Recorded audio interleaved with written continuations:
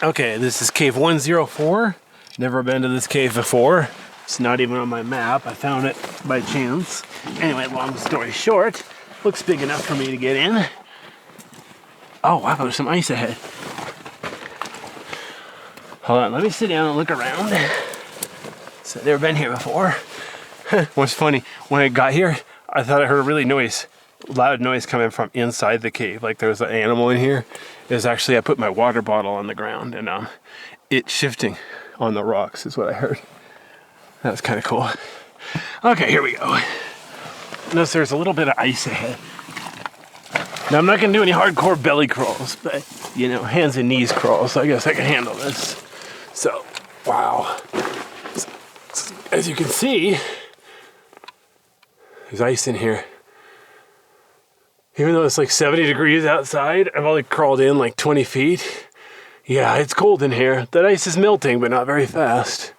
Of course, it's ironic there's snow outside too, but it's melting too. Slowly but surely.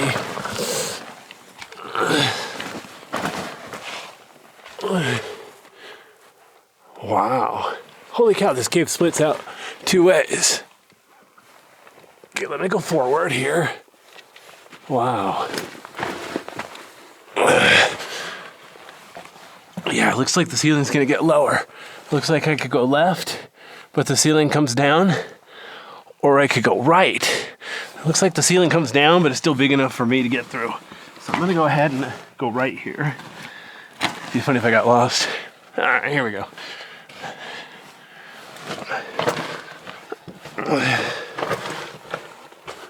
Oops, hang on a second, my camera. The light is only held on by a 1/4 by 20 mount, so if I don't get it super tight, it's free to rotate, which is stupid. Unfortunately, they need to come up with a standard for like camera mounts that are, you know, not free to rotate like 1/4 by 20 mount. But unfortunately, what would be perfect for large cameras wouldn't work for small cameras and vice versa. So you'd have to come up with several standards, one for small, medium, and large or something. Anyway, wow. It keeps going. I don't think I'm gonna try this by myself. It looks like I could go left. Looks like I could go straight ahead. Looks like there might even be a way up there. Wow. And look how rough the floor is. Oops. Let's see if I can get my autofocus to work. Why is it not focusing? There we go. Man. Okay, well, that's interesting. All right, I'm gonna go ahead and turn around and go back out of here. So I get myself stuck or lost. I can always come back. What's funny, this is actually the best time of year. If I come back later when it's nice and warm and dry, this soft, damp sand on the floor, it'll be dusty. So I'll be stirring up the dust and breathing the dust. In fact, I read a commentary recently that says if you're going through caves like this, you should be wearing a face mask so you don't breathe all the different germs. I'll have to ask some other people about that if they agree or not. You gotta admit, it sounds plausible. All right. So there's the way to the entrance. Notice there's just a little bit of, see if I can change the focus here. A little bit of ice on the floor. I'm gonna go around that so I don't damage it because it's softer, more roomy to the right anyway. I brought my backpack here because I didn't know how long the cave was gonna be.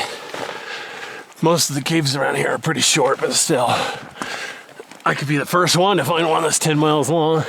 Wouldn't that be cool? I mean, I have no idea how long this lava flow is.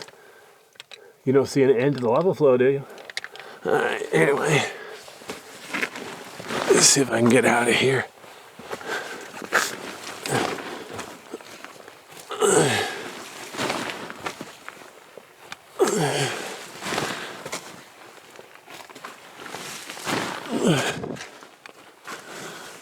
But yeah, look how wide the cave is here. It's like the entrance is 10 feet wide. All right, good to know. All right.